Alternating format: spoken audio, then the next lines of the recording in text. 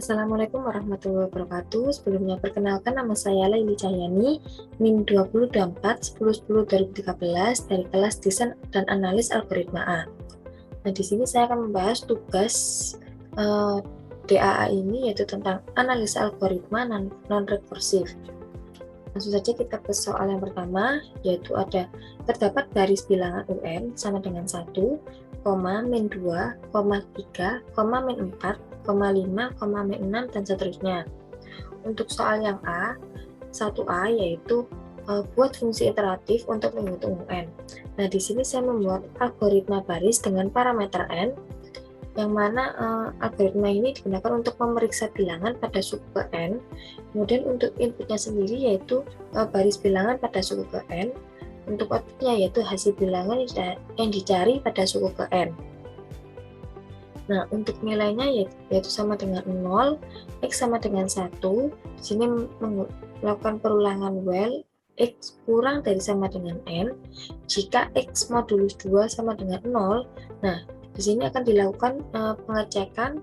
Jika X modulus 2 sama dengan 0, maka akan bernilai min X. Namun apabila tidak memenuhi kondisi ini, maka variabelnya akan berubah menjadi nilai sama dengan X. Nah, setelah itu variabel X ini ditambah 1, kemudian dilakukan perulangan terus sampai nilai X ini tidak kurang dari sama dengan N, seperti itu. Setelah itu akan dilakukan return nilai, seperti itu. Nah, untuk soal yang B yaitu tentukan metrik untuk ukuran inputnya. Nah, untuk soal ini metrik ukuran inputnya yaitu N, karena semakin besar nilai pada N, maka semakin lama eksekusi loop atau perulangan semakin banyak, seperti itu.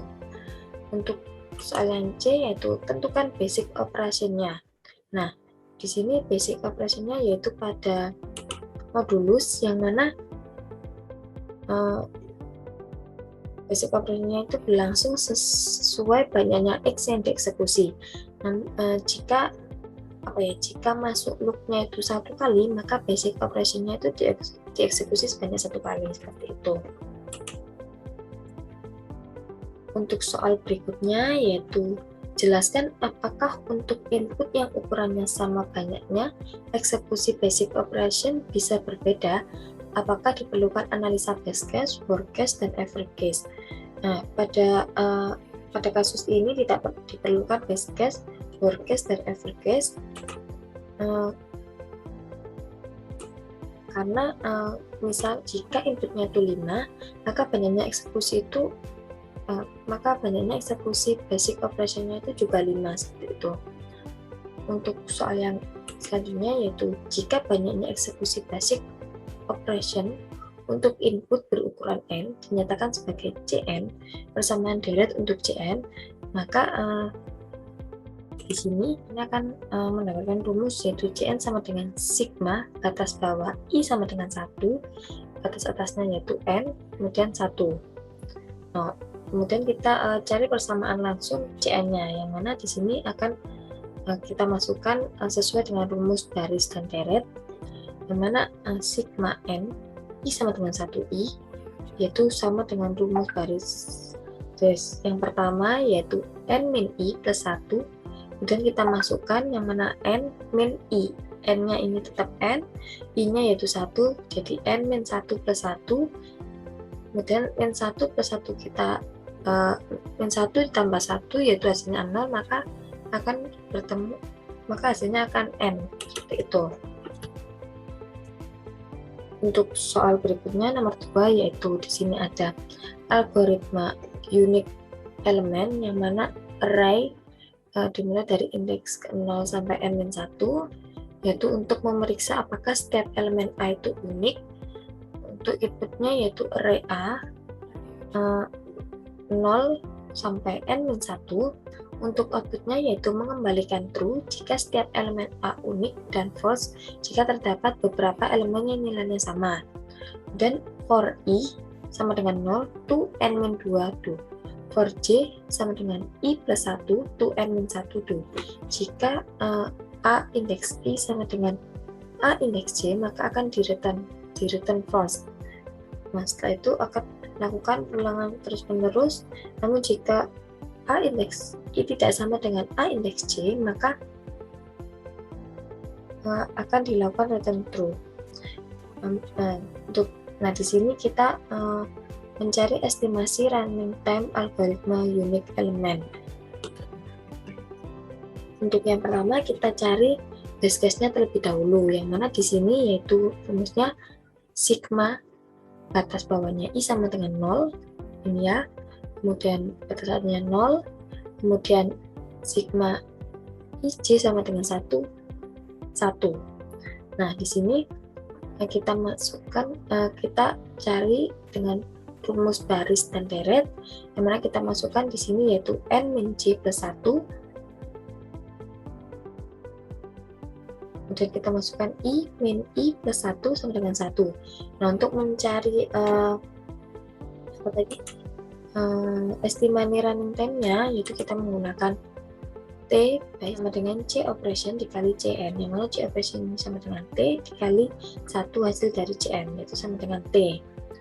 Nah, untuk word count-nya sendiri, yaitu di sini Cn sama dengan sigma n-2, I sama dengan 0, sigma n-1, J sama dengan I plus 1I. Dan karena di sini nilai I-nya sama dengan 0, maka kita tambahkan 1, kemudian ini kita masukkan yang nilai ini. Nah, setelah itu kita mengubahnya ke dalam rumus baris dan deret yang pertama, yaitu menjadi I plus n min 2 min 1 plus 1 dikali n min 1 plus 1 plus 1. Nah, kemudian sama dengan I plus n min 2 dikali n, yang mana hasilnya yaitu menjadi n kuadrat min 2n plus 1. Nah, untuk running time-nya sendiri yaitu menjadi T dikali n kuadrat min 2n plus 1, seperti itu. Untuk yang berikutnya yaitu ada average, yang mana di sini menggunakan Cn sigma n min 2 I sama dengan 0, sigma n min 1 J sama dengan I plus 1, variabel I 2 per n kali n min 1. Nah, kita masukkan berikut, kemudian kita ubah ke dalam rumus baris dan deret, yang mana menjadi 2 min n kali n min 1, sigma n min 2 I sama dengan 0, kemudian ini kita ubah ke dalam rumus baris dan deret, yaitu menjadi n min 1 kali n min 1 plus 1 per 2. Kemudian sama dengan 2 per n kali n min 1, sigma n min 2 I sama dengan 0, n kali n min 1 per 2, sama dengan 2 per n kali n min 1, kemudian n kali n min 1 per 2, sigma n min 2 I sama dengan 0, 1. Dimana hasilnya akan menjadi n min 2 min 0 ke 1, dan hasil terakhirnya yaitu n min 1. Untuk running time-nya sendiri yaitu menjadi T kali n min 1, seperti itu. Untuk soal berikutnya, yaitu di sini suatu matrik 2 dimensi akan dicek apakah memiliki elemen di mana A indeks I, J sama dengan A kurung siku J, I, seperti itu. Untuk yang pertama yaitu yang A, buat fungsi iteratif untuk mengecek kondisi tersebut. Yang mana di sini saya membuat algoritma cek matrik, yang mana di sini ada array dimulai dari 0, n-1 dan 0,n-1. Itu digunakan untuk mengecek apakah ada elemen di mana A matrik I, J sama dengan A matrik J, I. Untuk inputnya sendiri yaitu array 2 dimensi, dan untuk outputnya yaitu true atau false, seperti itu. Dimana di sini for I sama dengan 0, to n min 2, do for J sama dengan I plus 1, to n min 1, do. jika A matriks I, J sama dengan A, matriks J, I akan di return true, yang mana akan dilakukan perulangan secara terus menerus.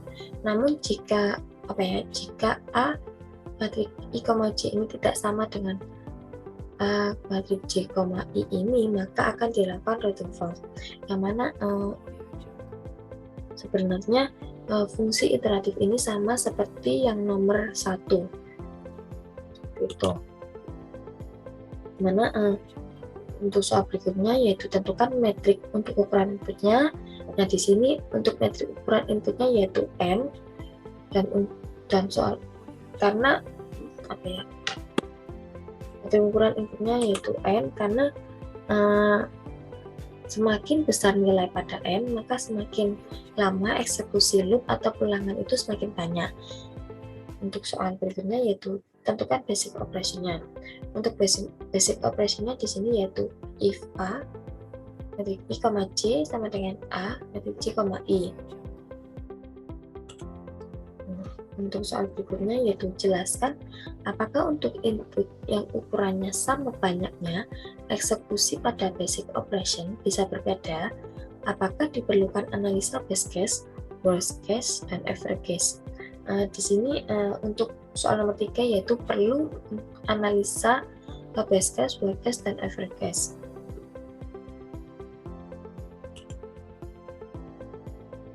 Untuk yang berikutnya yaitu jika banyaknya eksekusi basic operation untuk input berukuran n dinyatakan sebagai Cn, persamaan deret untuk Cn-nya yaitu untuk base case yaitu sigma 0 I sama dengan 0, kemudian sigma 1 J sama dengan 1, 1. Untuk worst case-nya sendiri yaitu sigma n-2 I sama dengan 0, sigma n-1 J sama dengan 1, 1. Untuk average case-nya sendiri yaitu sigma n-2 I sama dengan 0, sigma n-1 J sama dengan I plus 1, variabel I 2 per n dikali n-1. Soal berikutnya yaitu cari persamaan langsung Cn-nya. Nah, untuk base case-nya sendiri yaitu kita langsung masukkan ke dalam rumus baris dan deret, yang mana di sini untuk rumus baris deretnya yaitu rumus yang pertama yaitu kita masukkan menjadi 1 dikali n-1 plus 1 sama dengan 1, 1 min 1 plus 1 sama dengan hasilnya 1. Nah, untuk worst case-nya sendiri yaitu di sini sigma n-2 I sama dengan 0, sigma n-1 J sama dengan I plus 1, 1.